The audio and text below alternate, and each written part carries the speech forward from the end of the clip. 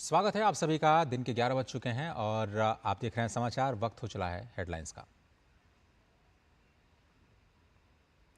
लोकसभा चुनाव के बचे हुए 2 चरणों के लिए प्रचार चरम पर। भाजपा के स्टार प्रचारक प्रधानमंत्री नरेंद्र मोदी आज बिहार और उत्तर प्रदेश में करेंगे चुनावी जनसभाएं। वाराणसी स्थित संपूर्णानंद संस्कृत विश्वविद्यालय में मातृशक्ति सम्मेलन में लेंगे हिस्सा। भाजपा के स्टार प्रचारक जमकर कर रहे हैं चुनाव प्रचार। अमित शाह, राजनाथ सिंह, योगी आदित्यनाथ और जेपी नड्डा समेत पार्टी के तमाम बड़े नेता ओडिशा, यूपी, हरियाणा और दिल्ली में करेंगे रैलियां और रोड शो। चुनाव प्रचार में विपक्ष ने भी झोंकी ताकत। कांग्रेस अध्यक्ष मल्लिकार्जुन खड़गे, राहुल गांधी, प्रियंका गांधी, अखिलेश यादव, मायावती और तेजस्वी यादव समेत विपक्ष के तमाम बड़े नेता कर रहे हैं धुआंधार प्रचार। आम आदमी पार्टी की सांसद स्वाति मालीवाल के कथित मारपीट मामले में दिल्ली पुलिस का बड़ा एक्शन। मामले की जांच कर रही उत्तरी जिले के एडिशनल डीसीपी अंजिथा चिपिलिया के नेतृत्व में किया गया एसआईटी का गठन। जमीन घोटाला मामले में झारखंड के पूर्व सीएम हेमंत सोरेन की अंतरिम जमानत याचिका पर सुप्रीम कोर्ट में सुनवाई आज। आबकारी नीति मामले में मनीष सिसोदिया की जमानत याचिका पर दिल्ली हाई कोर्ट आज सुना सकता है फैसला। देश के उत्तर पूर्वी हिस्से में भीषण लू का कहर जारी।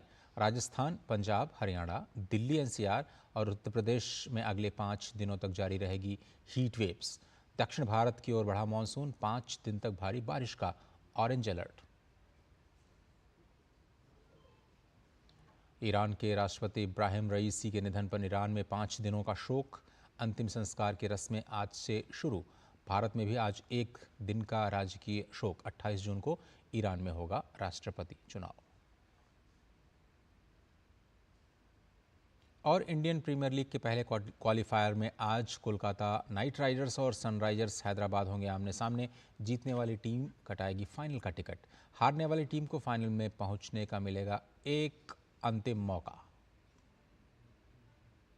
तो चलिए बुलेटिन में सबसे पहले बात करते हैं 24 की चुनौती से जुड़ी खबरों के साथ।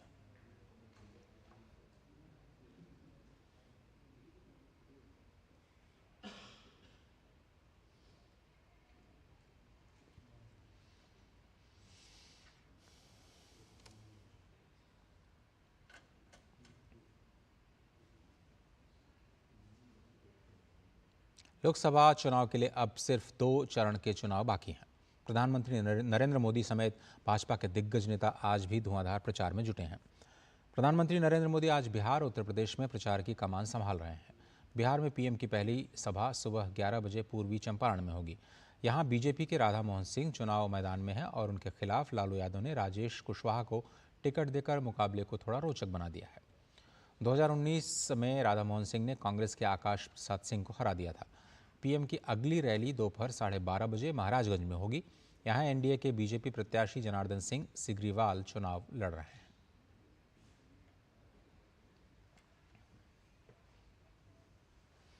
और प्रधानमंत्री नरेंद्र मोदी आज बिहार के बाद उत्तर प्रदेश का रुख करेंगे। यहां उनकी पहली जनसभा करीब 4 बजे प्रयागराज में होगी। यूपी की प्रयागराज क्षेत्र हाई प्रोफाइल सीट्स में शुमार है। इसके बाद पीएम अपने संसदीय क्षेत्र वाराणसी में होंगे। यहां संपूर्णानंद संस्कृत विश्वविद्यालय में आयोजित नारी शक्ति संवाद कार्यक्रम में शिरकत करेंगे। इस दौरान अलग अलग वर्ग की महिलाओं से प्रधानमंत्री संवाद भी करते हुए नजर आएंगे। और काशी की मातृशक्ति में भी प्रधानमंत्री के साथ संवाद को लेकर के भारी उत्साह है। आइए देखते हैं वाराणसी से हमारे संवाददाता हरिकेश बहादुर गौतम की ये रिपोर्ट। काशी में नारी शक्ति संवाद प्रधानमंत्री करेंगे अपने मातृशक्ति जिसको कहते हैं उससे। इसकी तैयारी है काशी में। अर्चना मिश्रा जी हैं जो लगातार इस तैयारी को देख रही हैं। अर्चना जी, कैसी तैयारी है और क्या उम्मीद? देखिए, जैसे प्रधानमंत्री जी रोड शो में आए थे, उन्होंने मातृशक्ति की उस रोड शो में सहभागिता, जो उत्साह ऊर्जा देखा, उन्होंने स्वयं से इच्छा जाहिर की कि मैं काशी की मातृशक्ति से संवाद करना चाहता हूं। जिस दिन से प्रधानमंत्री जी ने इच्छा जाहिर की, उसी दिन से मातृशक्ति काशी की उत्साहित ऊर्जावान पूरे तन्मयता से लग गई कि हम पूरी काशी की मातृशक्ति एकत्र होकर प्रधानमंत्री जी को सुनने के लिए आएंगे। तैयारी पूरी है प्रधानमंत्री के स्वागत की। क्योंकि प्रधानमंत्री ने खुद इच्छा जाहिर की है मातृशक्ति से बात करने के लिए। आप काशी से हैं और किस तरह से तैयार हैं? पूरी तरीके से तैयारी है। देखिए, इससे एक ताकत मिलती है। ताकत ऐसी मिलती है, देश का प्रधानमंत्री अगर वो हम नारी शक्ति को इतना सम्मान देते हुए, और वो ऐसा सम्मान कि जहाँ पे नारी शक्ति अपनी स्वयं की बात उनके सामने रख सके। शादी आबादी के बारे में हमारे प्रधानमंत्री जी जितनी अच्छी प्रकार से सोच पाते हैं उतना तो शायद ही कोई सोच पाता होगा। यहाँ पर सभी महिलाओं से ही वो संवाद भी करेंगे और महिलाएं ही सारा कार्यक्रम कर रही हैं। उनके आने से लेकर उनके प्रस्थान करने तक के सारे कार्यक्रम में महिलाओं की भूमिका है। मोदी का स्वागत हम करेंगे, जाएंगे। वो बहुत अच्छे हैं। यहाँ पर जो बनारस की हालत है वो बहुत अच्छी हो गई है। हर उम्र की महिलाएं उत्साहित हैं काशी की अपने नेता, अपने सांसद, देश के प्रधानमंत्री का स्वागत करने के लिए आ रहे हैं। आपके नेता, देश के प्रधानमंत्री मातृशक्ति से संवाद करने। हम लोगों के लिए ये बहुत खुशी की बात है। उनके लिए हमारे मन में उनको धन्यवाद देने के लिए हमारे पास शब्द नहीं है। जिस प्रकार घर में मातृशक्ति का महत्व होता है, गार्जियनशिप में माताएं या पिताजी का, उसी तरह आज हमारे देश के लिए मोदी जी का बहुत ही महत्व। हमारे बनारस में कितना आगे वो बढ़ाए हैं, जिससे कि हमारे बनारस को लोग बहुत पीछे कहते थे। आज हमको बहुत गर्व होता है कि आज मेरा बनारस बहुत आगे बढ़ा। जैसे उन्होंने अयोध्या में श्री रामचंद्र का एकदम असीम दर्शन हमको करा के कृतार्थ किया, वैसे उनके दर्शन पाके हम भी बहुत धन्य हो गए। उन्होंने जो औरतों के लिए, जो नारी के लिए जो किया है, अब तक किसी भी पार्टी ने नहीं किया है। इसलिए हम औरतें मोदी जी के बहुत आभारी हैं और हम तो चाहेंगे कि वो आजीवन हमारे प्रधानमंत्री बने रहें। उत्तर प्रदेश से ही जो वाराणसी क्षेत्र है वहाँ से हरिकेश बहादुर सिंह गौतम हमारे साथ जुड़ रहे हैं। हरिकेश, हमने आपकी रिपोर्ट देखी, प्रधानमंत्री करीब कितने बजे पहुँचेंगे और जिस तरह से हमने देखा कि वो लगातार जो कल्याण की योजनाएं हैं उस पर संवाद करते रहे हैं, तो काशी में विशेष क्या है? क्यों उन्होंने काशी को चुना, वो भी मातृशक्ति के साथ इस संवाद के लिए?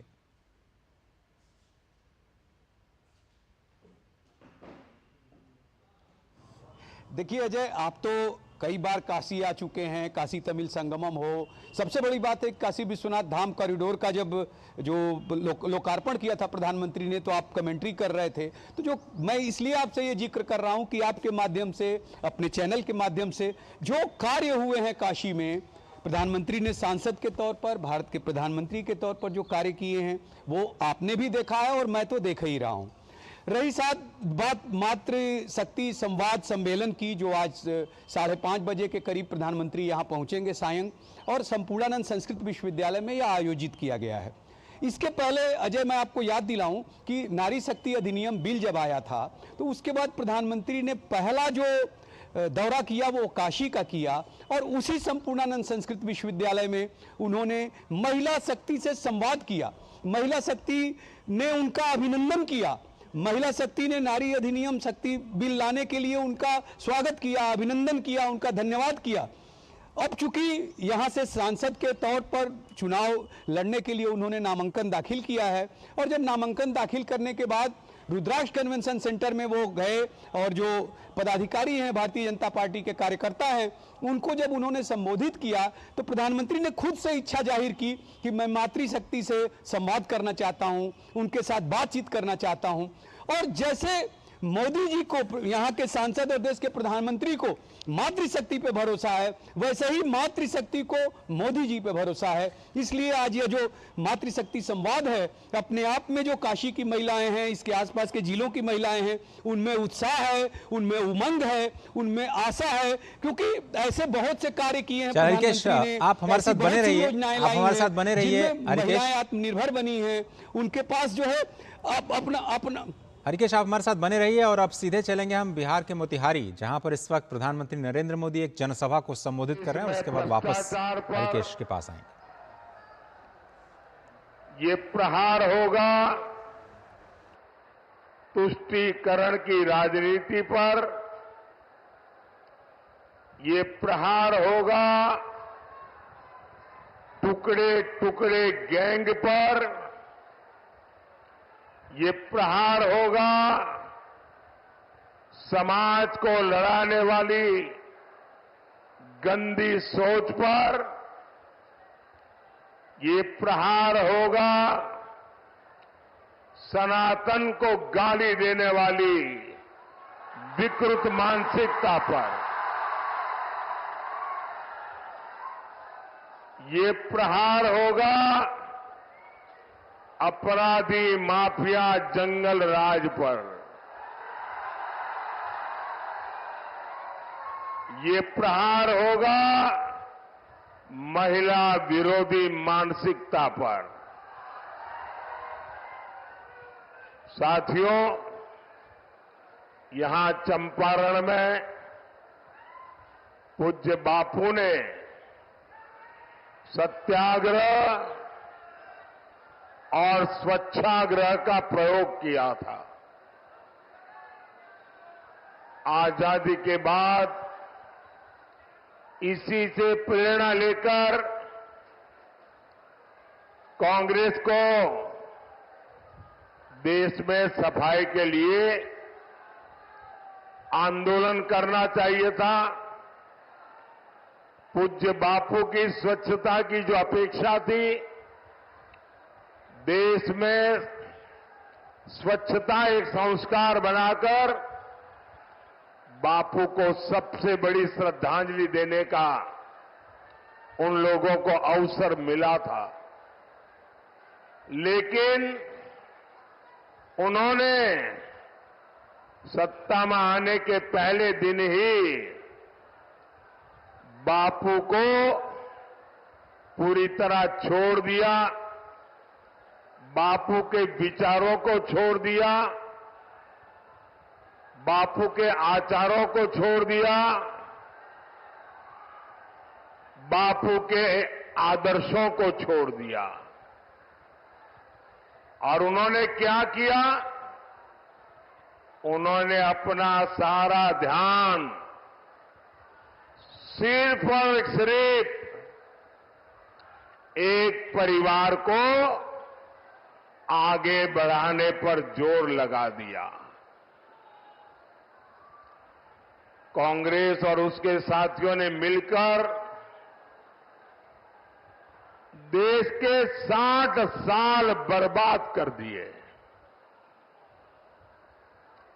3-3, 4-4 पीढ़ियों का जीवन तबाह कर दिया। आजादी के 60-70 साल बाद जब आपने एक गरीब मां के बेटे को आपकी सेवा करने का अवसर दिया,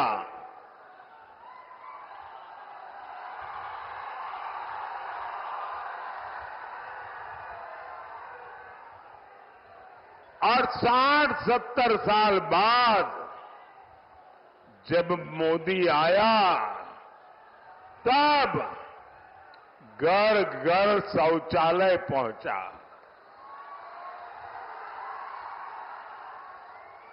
मैं गरीब मां का बेटा हूं, इसलिए मुझे पता है कि हमारे देश की महिलाओं को शौचालय जैसी सुविधा न होने से कैसे दिन काटना पड़ता था। या तो सुबह सूर्योदय के पहले जाओ, या तो सूरज ढलने तक इंतजार करो। और इसके कारण मेरी माताओं बहनों के शरीर के स्वास्थ्य पर बहुत ही गंभीर परिणाम होते थे। लेकिन उनको शौचालय की जरूरत गरीब को क्यों है, शौचालय की जरूरत मेरी मां बहन को क्यों है, इसकी समझ तक नहीं थी भाइयों। आजादी के 60-70 बाद जब मोदी आया तो हर घर में बिजली पहुंची।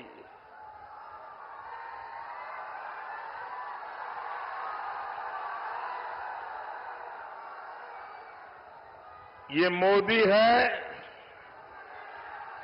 जिसने हर घर में गैस पहुंचाने का बीड़ा उठाया। ये मोदी है जो हर घर तक नल से जल पहुंचाने के लिए दिन रात मेहनत कर रहा है। कांग्रेस और आरजेडी जैसे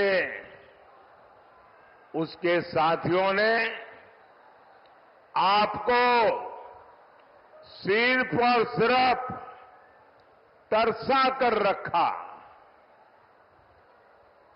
गरीब और गरीब होता रहा। इन 60 सालों में इन लोगों ने बड़े बड़े महल बना लिए। स्विस बैंक में अकाउंट खुल गए। आपके पास पेट भरने को अन्न नहीं था, लेकिन इन लोगों को तिजोरी में नोटों की गड्डियों, नोटों के पहाड़, उनकी अलमारियां नोटों से भरी रहती है। आपके बच्चों के पास पढ़ने के लिए स्कूल नहीं था, लेकिन इनके बच्चे विदेशों में जाकर पढ़ते रहे। आप देख रहे थे मोतिहारी से ये सीधा प्रसारण, जहां प्रधानमंत्री नरेंद्र मोदी एक चुनावी रैली के दौरान उन्होंने महात्मा गांधी को याद किया, उनके स्वच्छता कार्यक्रम को याद किया और किस तरह से आज़ादी के बाद जो बेसिक अमेनिटीज़ हैं उसको किस तरह से सरकार ने भुला दिया था। कटाक्ष करते हुए कांग्रेस पर एक बार फिर से उन्होंने कहा कि ये जो लड़ाई है उनके भ्रष्टाचार के खिलाफ वो लगातार जारी रहेगी।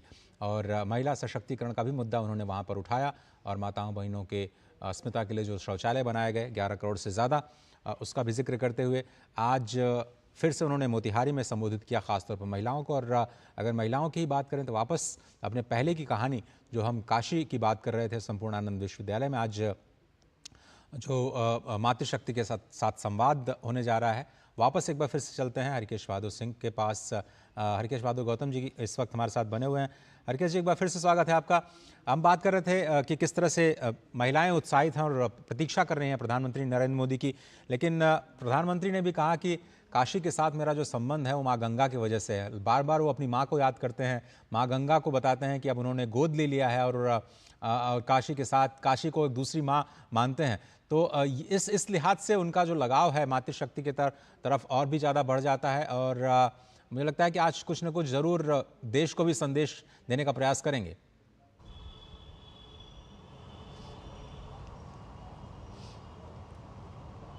देखिए अजय, आपने खुद ही कहा कि जब पहली बार 2014 में नॉमिनेशन फाइल करने आए थे प्रधानमंत्री, तो उन्होंने कहा था कि मुझे किसी ने भेजा नहीं है, माँ गंगा ने बुलाया है।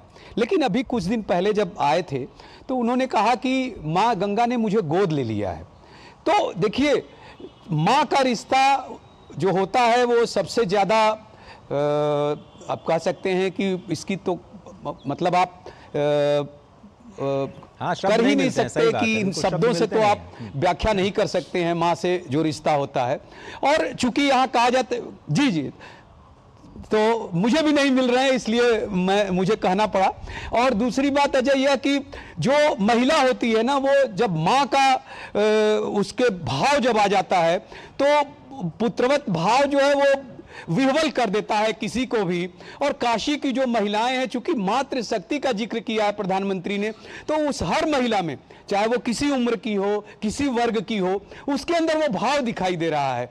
वो उनके पास, जैसे मुझे शब्द नहीं मिल रहा है, जब उनसे हम चर्चा कर रहे थे तो उनके शब्द भी जो उनके समझ में आ रहा था, कुछ पढ़ी लिखी थी, कुछ नहीं पढ़ी लिखी थी, लेकिन उनके भाव थे। जो आप अभी चर्चा कर रहे थे कि मोतिहारी में प्रधानमंत्री संबोधित कर रहे थे, जो जो 10 सालों तक प्रधानमंत्री का कार्यक्रम रहा है, अगर हम उसकी बात करें तो वो कौन से, और शैलेंद्र भी हमारे साथ जुड़ गए हैं प्रयागराज, और काशी से पहले प्रयागराज पहुंचेंगे शैलेंद्र।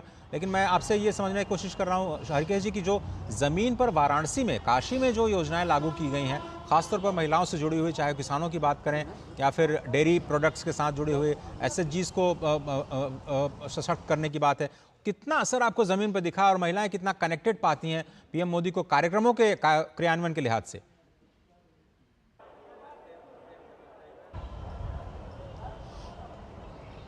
देखिए अजय, हम लोग तो जब से काम कर रहे हैं डीडी न्यूज में, तब से बिजनेस जो हमने देखा है और सीखा वो आप और शैलेंद्र से ही सीखा है, क्योंकि शैलेंद्र भी जुड़ गए हैं प्रयागराज से।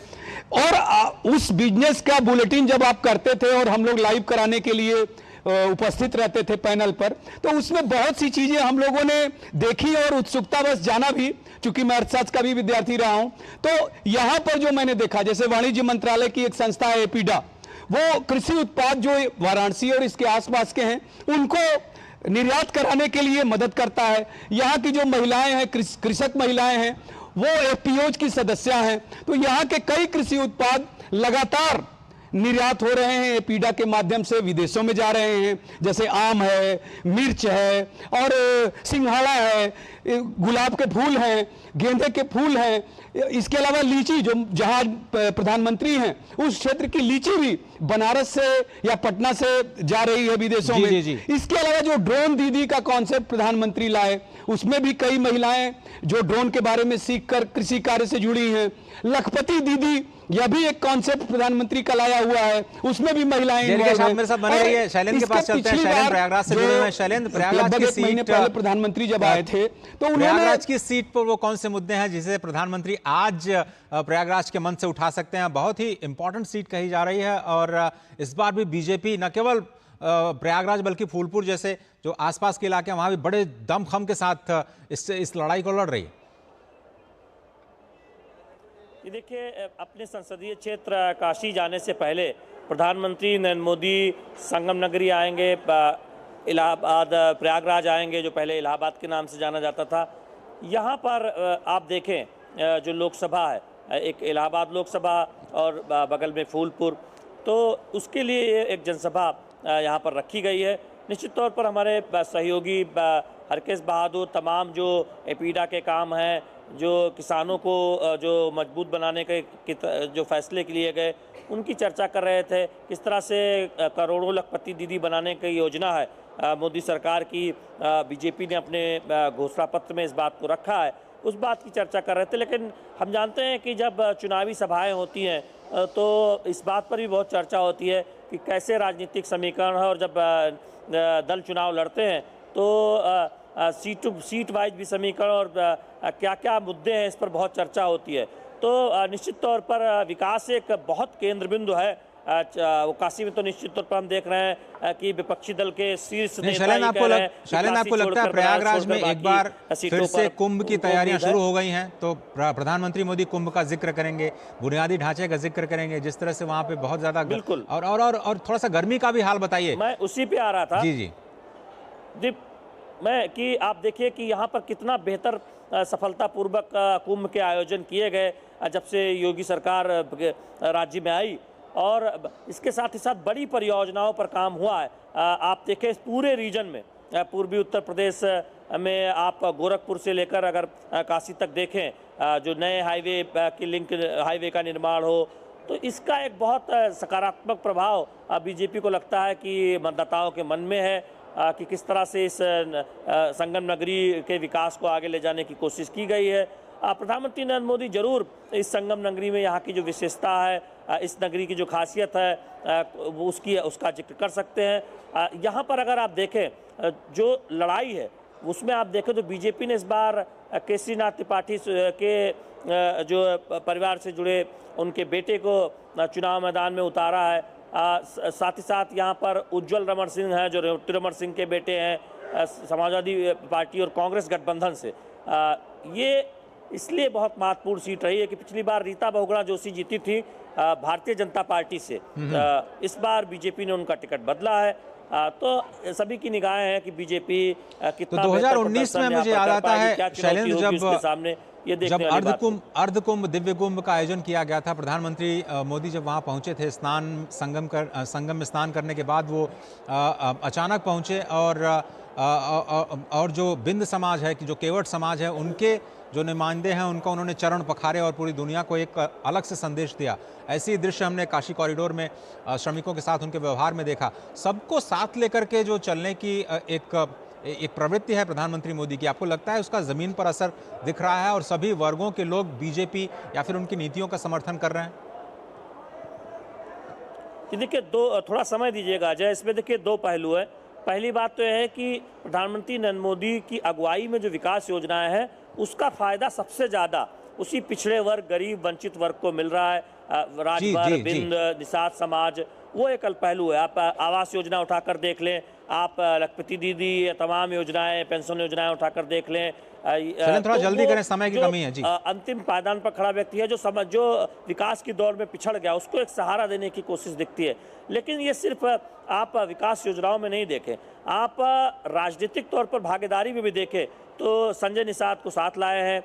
निषाद पार्टी के मुखिया हैं, अनुप्रिया पटेल साथ में है, 2014 से हम देख रहे हैं। वो मिर्जापुर से चुनाव भी लड़ रही हैं, एनडीए की सहयोगी हैं। फिर से ओम प्रकाश राजभर साथ आए हैं, राज्य में मंत्री बनाए गए हैं, धुआंधार प्रचार कर रहे हैं। तो राजनीतिक भागीदारी भी देखिए, अब उम्मीदवारी में टिकट देखिए। आप थोड़ा सा आगे जाइए, बनारस के पास भदोही, वहां से बिंद समाज से देखिए। शैलेंद्र, आप निगाह बनाए रखिए। प्रयागराज और वाराणसी दोनों ही बहुत इंपॉर्टेंट सीट्स हैं और जो तमाम जो जातीय समीकरण है और जो विकास के मुद्दे हैं उस पर प्रधानमंत्री क्या कहते हैं उस पर हमारी निगाह बने रहेगी। फिलहाल आप दोनों लोगों का बहुत बहुत धन्यवाद। आगे बढ़ते हैं, देखते हैं लोकसभा चुनाव के शेष 2 चरणों के लिए प्रचार किस तरह से चल रहा है। भाजपा के स्टार प्रचारक और केंद्रीय गृह मंत्री अमित शाह आज उड़ीसा में चुनाव प्रचार कर रहे हैं। अमित शाह आज उड़ीसा में कई जनसभाएं करने वाले हैं। अमित शाह आज सबसे पहले संबलपुर के अटंगापाली में जनसभा करेंगे। इसके बाद वो केदुझर, ढेकानाल और पुरी में भी चुनावी रैलियां करके भाजपा प्रत्याशियों के जन समर्थन जुटाने का प्रयास करेंगे।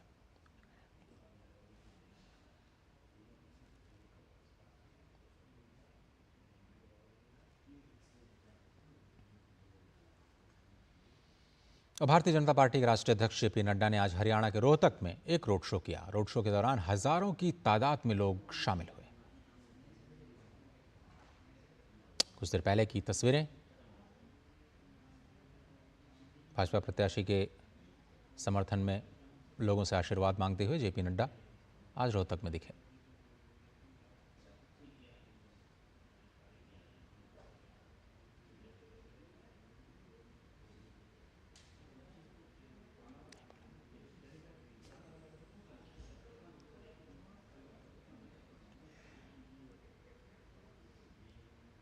चुनाव प्रचार में विपक्ष ने भी पूरी ताकत झोंक दी है। कांग्रेस पार्टी के नेता ताबड़तोड़ रैलियां करने में जुटे हुए हैं।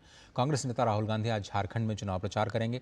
राहुल गांधी जमशेदपुर में एक रैली को संबोधित करेंगे।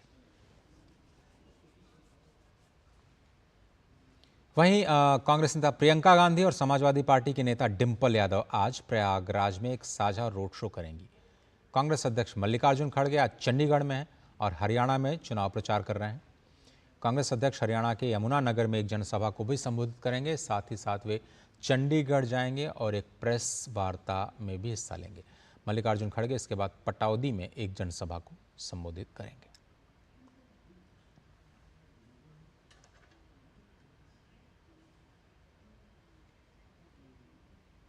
और विपक्षी पार्टियां लगातार रैलियां और जनसभाएं करने में जुटी हुई हैं। दिल्ली के मुख्यमंत्री अरविंद केजरीवाल भी आज झारखंड के जमशेदपुर में चुनावी रैली करेंगे। बसपा सुप्रीमो मायावती उत्तर प्रदेश के जौनपुर में जनसभा करेंगी। इसके साथ ही समाजवादी पार्टी के प्रमुख अखिलेश यादव उत्तर प्रदेश के लालगंज और भदोही लोकसभा क्षेत्र में चुनाव प्रचार करेंगे। साथ ही सपा नेता डिंपल यादव आज कांग्रेस नेता प्रियंका गांधी के साथ प्रयागराज में एक संयुक्त रोड शो करेंगे। डिंपल यादव आजमगढ़ से सपा प्रत्याशी धर्मेंद्र यादव के पक्ष में भी प्रचार करेंगे। सत्ता संग्राम में उत्तर पूर्वी सीट अब एक हॉट सीट बन गई है। भाजपा और कांग्रेस के बीच यहां दिलचस्प मुकाबला है। आरोप प्रत्यारोप के बीच पूर्वांचल और ब्राह्मण वोटरों का दबदबा इस सीट पर माना जाता है। देखना है कि मनोज तिवारी बनाम कन्हैया कुमार की लड़ाई में जनता किसे चुनती है, किसे अपना नायक बनाती है। देखते हैं धीरज कुमार की ये रिपोर्ट।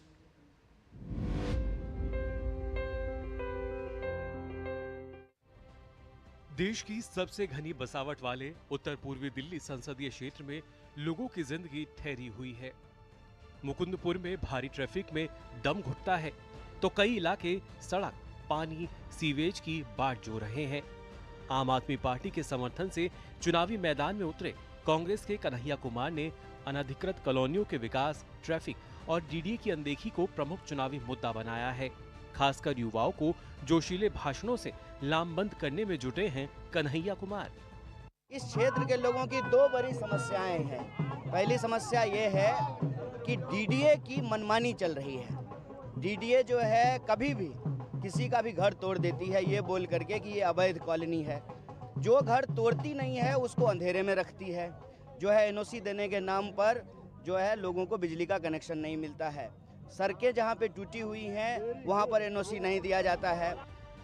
भाजपा प्रत्याशी मनोज तिवारी ने यमुना नदी पर तैयार सिग्नेचर ब्रिज, मुकुंदपुर तक मेट्रो स्टेशन, चौड़ी सड़कों के निर्माण को इलाके का विकास गिनाते हैं। तिवारी कहते हैं कि विरोधी दलों ने कॉलोनियों की तरफ बढ़ रहे सड़कों पर गड्ढे खोदकर विकास में बाधा पहुंचाई है, इसलिए जनता परेशान हुई है। तिवारी को पूर्वांचल, ब्राह्मण समेत कई तबकों का जोरदार समर्थन मिल रहा है। जो भी हमारे बुराड़ी का पीएम उदय योजना के अंतर्गत घर आते हैं, किसी को भी डीडीए की एनओसी की आवश्यकता नहीं है। जो यहाँ की बिजली कंपनी है वो आम आदमी पार्टी के अंतर्गत है, उसकी अभी बहुत डांट पड़ी है और अब सभी लोग जिसको भी मीटर चाहिए होता है वो अप्लाई करें, उनको मीटर मिलने लगा है। जो लोग नई कॉलोनी काट रहे हैं उस पे अभी एनओसी की आवश्यकता है। मुकाबला कांटे का है। 2019 के लोकसभा चुनाव में 54% मतदान लेकर जीते मनोज तिवारी का कांग्रेस और आप गठबंधन से मुकाबला है। कांग्रेस और आप ने एकजुटता दिखाई तो दंगल और भी रोचक बन सकता है। यहाँ पे डीडीए वाला एनओसी का जो मुद्दा है वो बिजली यहाँ पे मिल नहीं रहा है और एक नया अभी जो लेटेस्ट हो गया था कि कॉलोनी में, किसी भी कॉलोनी में यहाँ पे डीडीए ने एनओसी देने के बाद ही लगता है मीटर, वो एक बहुत बड़ी समस्या है। कन्हैया कुमार का जो अपना व्यक्तित्व है उस पे जो इनका फॉलोअर है वो कन्हैया कुमार को ही नहीं मालूम है कि कितना है। मैं समझता हूँ कि पूरे उत्तर पूर्वी लोकसभा में 2-2.5 लाख जो मतदाता हैं वो सीधा कन्हैया से प्रभावित है। ऊंट किस करवट बैठेगा अंदाजा लगाना मुश्किल है, लेकिन इतना तय है कि इस बार बीजेपी को कांग्रेस से वॉकओवर नहीं मिलने वाला है। उत्तर पूर्वी लोकसभा क्षेत्र में चुनावी घमासान जारी है। एक तरफ 2 बार के सांसद भोजपुरी कलाकार मनोज तिवारी हैं जो भाजपा प्रत्याशी हैं, तो दूसरी तरफ कांग्रेस की तरफ से युवा प्रत्याशी कन्हैया कुमार हैं। अब देखना होगा कि इस बार के मतदान में दोनों प्रत्याशियों में से कौन सा प्रत्याशी अधिक से अधिक युवाओं को, महिलाओं को अपनी तरफ खींच पाते हैं। कैमरामैन कुमार दत्ता के साथ धीरज कुमार, डेली न्यूज़, बुराड़ी।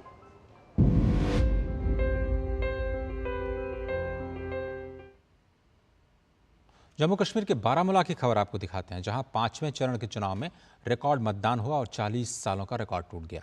यहां लोकसभा चुनाव में कल लगभग 59% वोटिंग हुई, जो 1984 के बाद सबसे ज़्यादा है। 40 साल पहले करीब 59% मतदान यहाँ पर हुआ था। 1996 में केवल 46% वोटिंग के साथ मतदान देखा गया। अच्छी खबर यह भी रही कि यहाँ पर जो नौजवान भटक गए थे उनके परिवार वालों ने भी लोकतंत्र में भरोसा जताया है और उन्होंने अपने मताधिकार का इस्तेमाल किया। मुख्यधारा में लौट रहे परिवारों का कहना था कि उन्हें जमहूरियत के लाभ को ध्यान में रख करके वोट दिया। उन्होंने अपने परिवार के उन सदस्यों से भी मुख्यधारा में लौटने की अपील की है।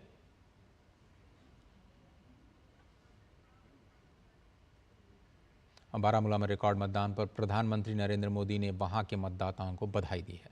अपने सोशल मीडिया अकाउंट एक्स पर उन्होंने लिखा, बारामूला की मेरी बहनों और भाइयों को लोकतांत्रिक मूल्यों के प्रति उनकी अटूट प्रतिबद्धता के लिए बधाई।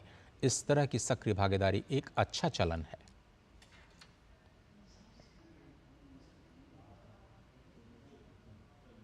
और 24 की चुनौती में इतना ही।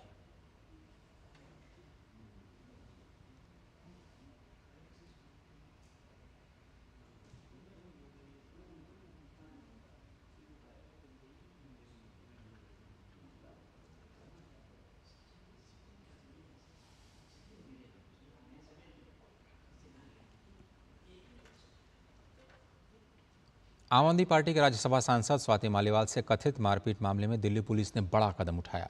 दिल्ली पुलिस ने इस मामले की विस्तृत जांच के लिए एसआईटी बना दी है। आम आदमी पार्टी के सांसद स्वाति मालीवाल से सीएम हाउस में मारपीट मामले की जांच के लिए ये एसआईटी का गठन किया गया है। इस मामले की अब तक जांच कर रहे उत्तरी जिले के एडिशनल डीसीपी अंजिथा चिपियाला ही एसआईटी की अगुवाई करेंगी। एसआईटी में अंजिथा के अलावा 3 इंस्पेक्टर रैंक के अधिकारी शामिल हैं। इनमें सिविल लाइन थाने के एसएचओ को भी शामिल किया गया है, जहां पर केस दर्ज है।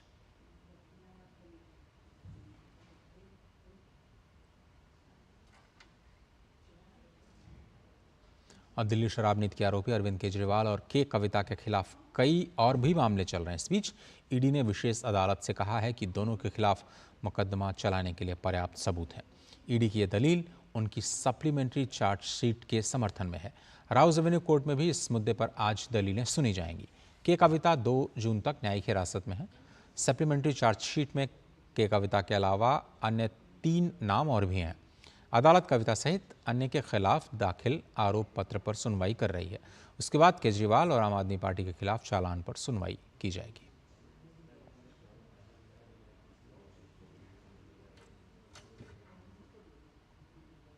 बिना इजाजत भाजपा मुख्यालय पर प्रदर्शन करने वाले आप नेताओं के खिलाफ मामला दर्ज कर लिया गया है। पुलिस के मुताबिक केजरीवाल के विरोध मार्च के आह्वान के बाद रविवार को भाजपा मुख्यालय के पास सीआरपीसी की धारा 144 लागू कर दी गई, क्योंकि आप पार्टी ने दीनदयाल उपाध्याय मार्ग पर जाने की कोई भी अनुमति मांगी ही नहीं थी। आईपीसी की धारा 188 के तहत इंद्रप्रस्थ एस्टेट पुलिस स्टेशन में मामला दर्ज किया गया है। रविवार को केजरीवाल के नेतृत्व में आप कार्यकर्ताओं ने भाजपा मुख्यालय की ओर मार्च किया, जिन्हें रोकने के लिए पुलिस द्वारा लगाए गए 10 फुट के बैरिकेड के सामने ही वो बैठ गए। हालांकि केवल 20 मिनट के बाद ही प्रदर्शन खत्म हो गया और सीएम केजरीवाल समेत सभी नेता पार्टी दफ्तर लौट आए।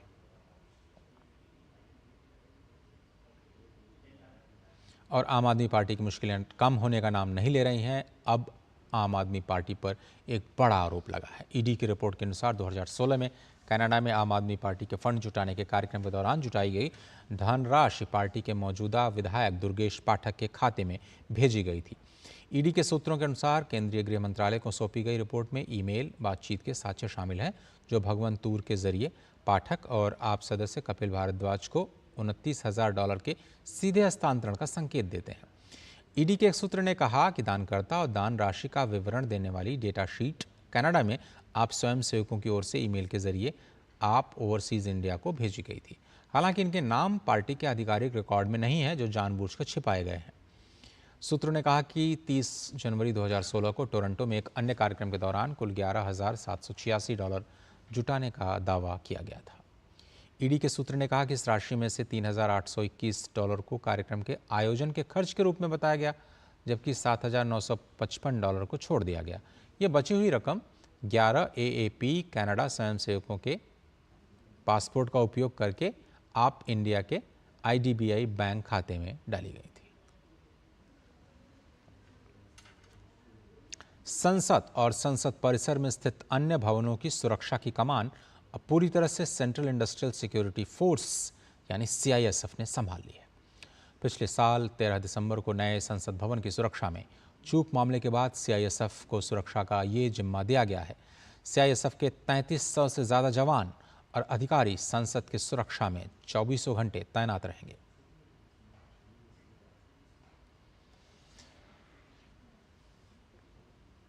दिल्ली के पूर्व उप मुख्यमंत्री मनीष सिसोदिया की जमानत याचिका पर हाई कोर्ट आज अपना फैसला सुनाएगा। आबकारी नीति 2021-22 से जुड़े भ्रष्टाचार और मनी लॉन्ड्रिंग मामलों में निचली अदालत से कई याचिका खारिज होने के बाद सिसोदिया ने जमानत के लिए हाई कोर्ट का रुख किया था। कोर्ट ने तीनों पक्षों को सुनने के बाद 14 मई को अपना फैसला सुरक्षित रख लिया था। सिसोदिया की याचिका का विरोध करते हुए ईडी ने हाई कोर्ट में कहा था कि अब की बार आम आदमी पार्टी को भी कथित शराब नीति घोटाले में आरोपी बनाया जा रहा है। सीबीआई के वकील ने भी सिसोदिया की याचिका का विरोध किया था।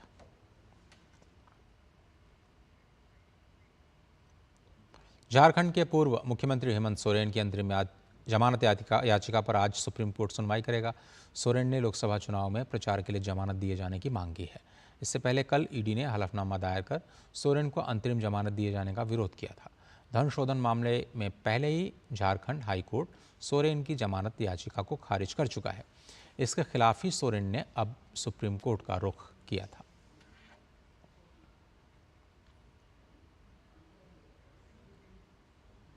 देश के उत्तर पूर्वी हिस्से में गर्मी लगातार बढ़ती जा रही है। मौसम विभाग का कहना है कि गर्म हवा के थपेड़े अभी अगले 5 दिनों तक परेशान करेंगे। राजस्थान, पंजाब, हरियाणा, दिल्ली, एनसीआर, उत्तर प्रदेश में भीषण हीट वेव जारी है। लू के प्रकोप को देखते हुए कक्षा 8 तक के बच्चों की छुट्टियां कर दी गई हैं। बढ़ते तापमान को देखते हुए मौसम विभाग ने कई इलाकों में रेड अलर्ट जारी कर दिया है। फिलहाल उत्तर भारत के इलाकों में तापमान में गिरावट की कोई संभावना नहीं है।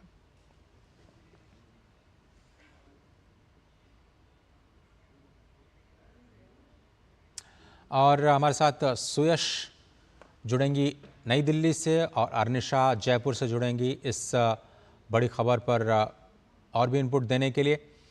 सुयश, आप ही के पास आते हैं। दिल्ली में इस वक्त भारी गर्मी है। आप, मुझे लगता है कि आप शायद विजय चौक के आसपास खड़ी हैं।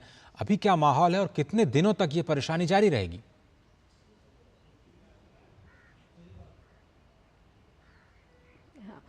अजय जी, अगर बात अभी की करें तो अभी 38 यानी 38 पारा हो चुका है। इस वक्त तापमान जो है वो 38 डिग्री सेल्सियस है और गर्मी है। लेकिन अगर मैं कहूँ कि गनीमत ये है कि अभी गर्म हवा शुरू नहीं हुई है, जो कि अनुमान लगाया जा रहा है कि 12 बजे से लेकर के और 4 बजे तक जो ये हीट वेव अलर्ट जो जारी किया गया है, रेड अलर्ट जो जारी किया है, वो हवाएं चलना फिर से शुरू हो जाएंगी।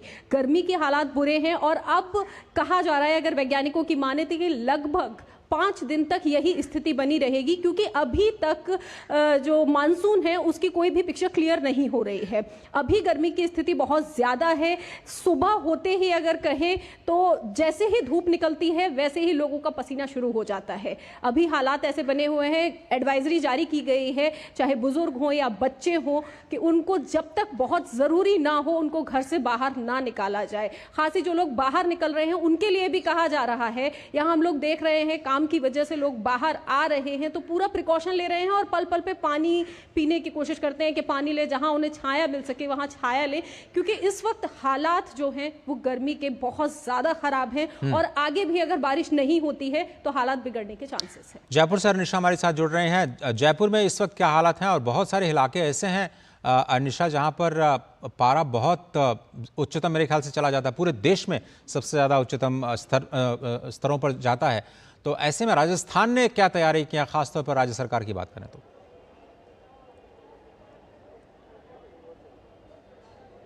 जी, राजस्थान में अधिकांश जिलों में जो तापमान है वो अधिकतम तापमान 45 डिग्री के आसपास तो दर्ज किया जा ही रहा है और जयपुर में भी करीबन 46 डिग्री के डिग्री के अनुसार तापमान दर्ज किया गया है। और आपको बता दें कि मौसम विज्ञान केंद्र जयपुर ने ये एडवाइजरी जारी करी थी कि जो आगे आने वाले 2 दिन हैं इनमें तापमान में और ज़्यादा 1 से 2 डिग्री बढ़ोतरी होने वाली है।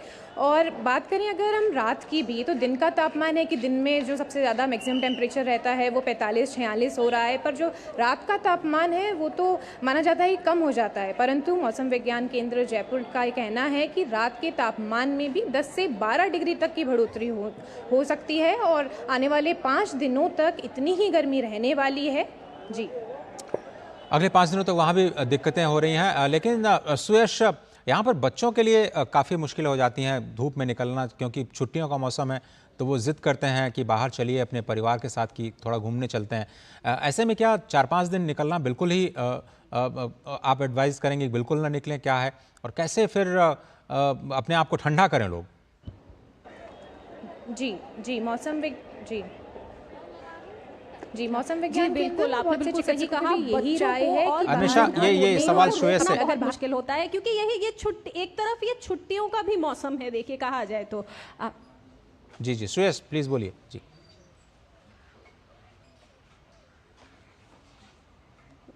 जी, तो अगर आपने जो कहा वो बिल्कुल सही कहा, क्योंकि मौसम ये छुट्टियों का है। यहाँ पूरे साल जो बच्चे पढ़ाई करते हैं यही महीना आता है और ये हर बार का है कि मई में जो ये मरुस्थल से जो ये हवाएं आती हैं इनकी वजह से जो गर्मी बढ़ती है। श्रेयस, आप स्थिति पर निगाह बनाए रखिए, हमारे सीधे चलना पड़ेगा बीजेपी के मुख्यालय, जहाँ पर एक प्रेस कॉन्फ्रेंस और एक बड़ी शख्सियत भाजपा में शामिल हो रही हैं। आइए सीधे आपको ले चलते हैं।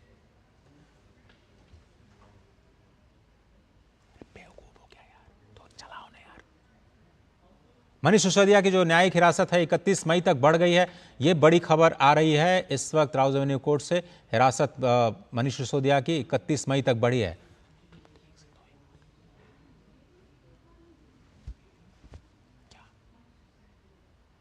लगातार राउज एवेन्यू कोर्ट में ये जो मामला था उस पर बहस चल रही थी कि जमानत या जो याचिका है उस पर क्या किया जाए।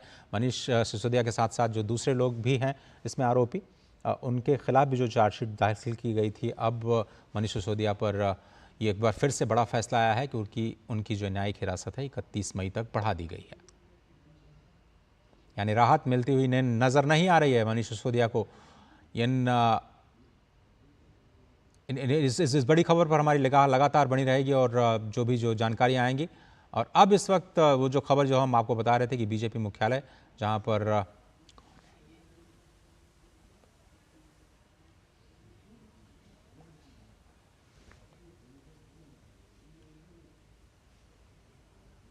मुख्य शख्सियतों के बीजेपी में आने का सिलसिला लगातार जारी है और प्रेस कॉन्फ्रेंस से थोड़ी देर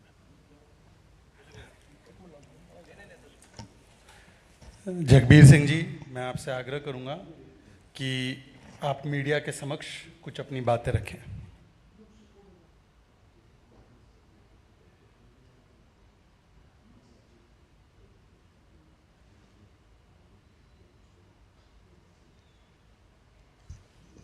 सत श्री अकाल। मैं श्री तरन चुग जी का, पूनावाला साहब का और केडी भंडारी का बहुत तहे दिलों धन्यवाद करता है। भंडारी साहब ने मैनू, असी इकट्ठे विधायक रहे हैं दोनों जाने, इन्होंने मैनू प्रेरित किया और मोदी साहब दियाँ, प्रधानमंत्री साहब दियाँ जो नीतियाँ हैं वो पंजाब पक्षी चल रही हैं। सब तो पहला तो जिहड़ा करतारपुर साहब का कॉरीडोर खोलिया गया, वो एक साडे लई बड़ी वड्डी गल है। और दूसरी, पंजाब दे विच मैं कोई गल कहना है, डबल इंजन की गल चलती हुंदी है।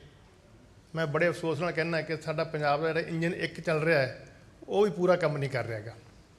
सो सानू पंजाब दे विच डबल इंजन की लोड़ है। जिथे प्रधानमंत्री साहब तीजी बारी सहुं चक रहे हैं, साडी पुरजोर कोशिश है कि पंजाब दे विच।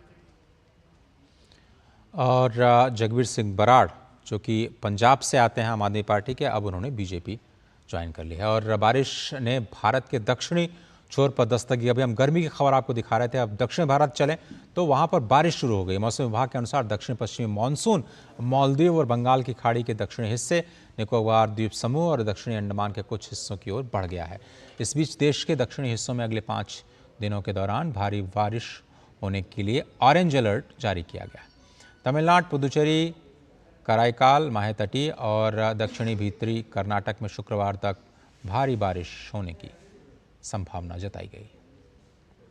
उधर पश्चिम बंगाल के उप हिमालय क्षेत्र, सिक्किम, असम और मेघालय में भी कल तेज वर्षा होने की संभावना है। मौसम विभाग ने कहा कि बुधवार के आसपास बंगाल की खाड़ी के दक्षिणी पश्चिमी हिस्से में कम दबाव वाला क्षेत्र बनने की संभावना है। तमिलनाडु के कई दिनों से भारी बारिश हो रही है और भारी बारिश की वजह से तमिलनाडु के कई शहरों का बुरा हाल है। इसमें तिरुपत्तूर और करूर शामिल हैं। लगातार हो रही बारिश की वजह से सड़कों पर पानी भर गया और बाढ़ जैसे हालात हो गए।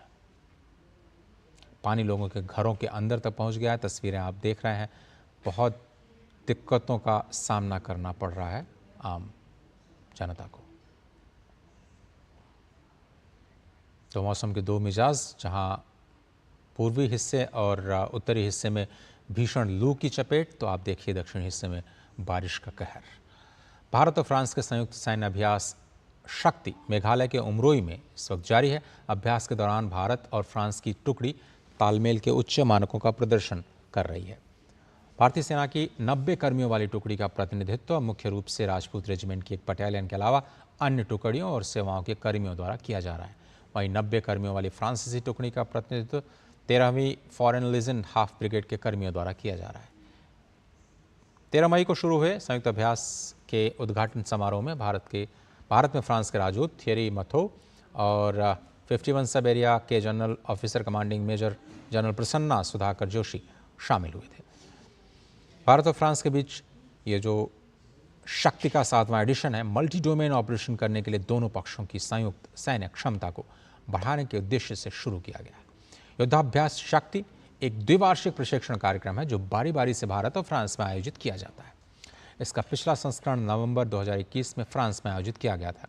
इस अभ्यास का मकसद भारत और फ्रांस के बीच रक्षा सहयोग के स्तर को बढ़ाने के साथ ही दोनों देशों के बीच द्विपक्षीय संबंधों को बढ़ावा देना है। ईरान के राष्ट्रपति इब्राहिम रईसी की हेलीकॉप्टर दुर्घटना में मौत से ईरान गहरे शोक में डूबा हुआ है। उनके निधन पर ईरान में 5 दिनों के राष्ट्रीय शोक की घोषणा की गई। जानकारी के मुताबिक ईरान के राष्ट्रपति रहे इब्राहिम रईसी का गुरुवार को अंतिम संस्कार किया जाएगा। उधर ईरान के पहले उपराष्ट्रपति मोहम्मद मुख्बर को कार्यवाहक राष्ट्रपति के रूप में नियुक्त किया गया है। इसके अलावा ईरान के विदेश मंत्री के हेलीकॉप्टर दुर्घटना में निधन के बाद कैबिनेट ने अब अली बघेरी को देश का नया कार्यवाहक विदेश मंत्री नियुक्त किया है। ईरान में 28 जून को नए राष्ट्रपति का चुनाव किया जाएगा। ईरान के राष्ट्रपति इब्राहिम रईसी की मौत पर भारत में भी आज एक दिन का राष्ट्रीय शोक है। इस दौरान आज देश भर में सरकारी इमारतों पर राष्ट्रीय ध्वज आधे झुके हुए हैं।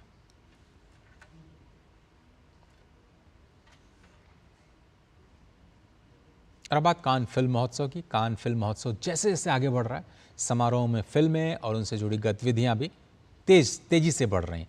कान फिल्म महोत्सव में जहां दुनिया भर के फिल्मी सितारे शामिल हो रहे हैं, वहीं भारत पवेलियन में फिल्मों के ट्रेलर रिलीज किए जा रहे हैं। साथ ही दुनिया भर के फिल्मकारों का आना जाना भी लगा हुआ है।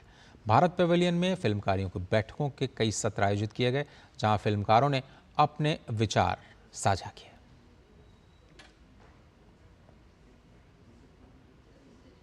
कान फिल्म महोत्सव में जैसे जैसे आगे बढ़ रहा है, समारोह में फिल्म और उनसे जुड़ी गतिविधियां भी बढ़ रही हैं। और जहां एक और महोत्सव में दुनिया भर के फिल्मी सितारे शामिल हो रहे हैं, वहीं भारत पवेलियन में फिल्मों के ट्रेलर्स रिलीज किए जा रहे हैं।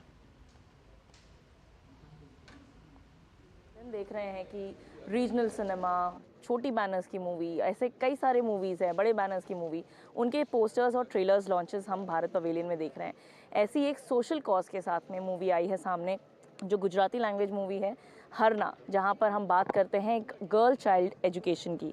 ताहा बदूशा हमारे साथ में हैं। ताहा बदूशा, हम समझते हैं कि आपकी मम्मी इसकी प्रोड्यूसर हैं, आप ये मूवी को सपोर्ट कर रहे हैं। यहाँ लेके आना और डिस्ट्रीब्यूटर्स तक पहुँचाना कितना बड़ा एक प्लेटफॉर्म मानते हैं आप इसे?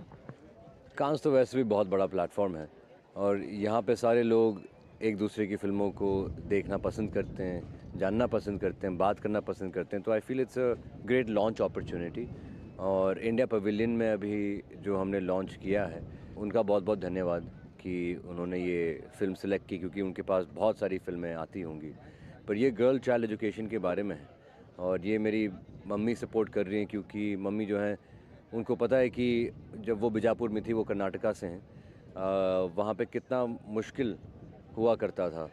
Very not very easy to यानी लड़कियों को एजुकेट करना बहुत वो सिस्टम मानता नहीं है, सिर्फ लड़कों को आगे करते हैं।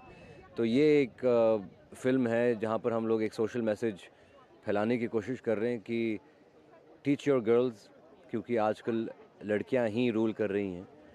जैसा हम बता रहे हैं कि ये गुजराती लैंग्वेज की मूवी है। अब अगर आपके पास कंटेंट अच्छा होता है तो वो लैंग्वेज कोई बैरियर नहीं होता है। हमने भारत में भी ये एक शिफ्ट होते हुए देखा है कि फ्रॉम रीजनल टू ग्लोबल, इस कॉन्सेप्ट को आप कितना समझते हैं कि ये इजी है, चैलेंजिंग है और कितना बदलाव ला सकता है ये एक अच्छी मूवी पूरे विश्व में पहुंचाने के लिए? कोई भी फिल्म जो है वो हमेशा एक, जो भी फिल्म स्पेशली यहाँ पे कांस में आती है, उनके उसके पीछे एक मैसेज होता है और हमारी फिल्म में भी वही मैसेज है, which is to support young girls, go and study. Movie हम हमेशा मानते हैं कि एक समाज का आईना होता है और यहाँ पर उम्मीद ये की जा रही है कि ऐसे ही पावरफुल सोशल कॉजेज़ की जो मूवी होते हैं वहाँ लोग देखें उसे और समाज में इसका बहुत बड़ा एक बदलाव हम कह सकते हैं कि वो आए, ये इसकी उम्मीद करते हैं। कैमरा पर्सन किशन चंद के साथ Shyama Mishra, DD news, can France. और इंडियन प्रीमियर लीग के पहले क्वालिफायर में आज कोलकाता नाइट राइडर्स और सनराइजर्स हैदराबाद की टीमें आमने सामने होंगी। दोनों टीमों के लिए मैच बेहद अहम है। जीतने वाली टीम सीधे फाइनल में पहुंच सकती है, उनको मौका मिलेगा। हालांकि हारने वाली टीम को फाइनल में पहुंचने का एक और मौका मिलेगा। दोनों टीमों के प्रदर्शन की बात करें तो सनराइजर्स के खिलाफ कोलकाता की टीम मजबूत नजर आ रही है। दोनों के बीच अब तक आईपीएल में कुल 26 मैच खेले गए हैं। इसमें से 17 में केकेआर की टीम ने बाजी मारी है। 9 मैचेस में सनराइजर्स की टीम को जीत मिली है। इस सीजन में दोनों टीमों के बीच सिर्फ एक मैच खेला गया, जिसमें कोलकाता की टीम ने 7 रनों से जीत दर्ज की थी। फिलहाल समाचार के इस अंक में सिर्फ इतना ही, लेकिन डीडी न्यूज़ पर खबरों का सिलसिला लगातार जारी है। पूरी टीम को दीजिए इजाज़त। नमस्कार।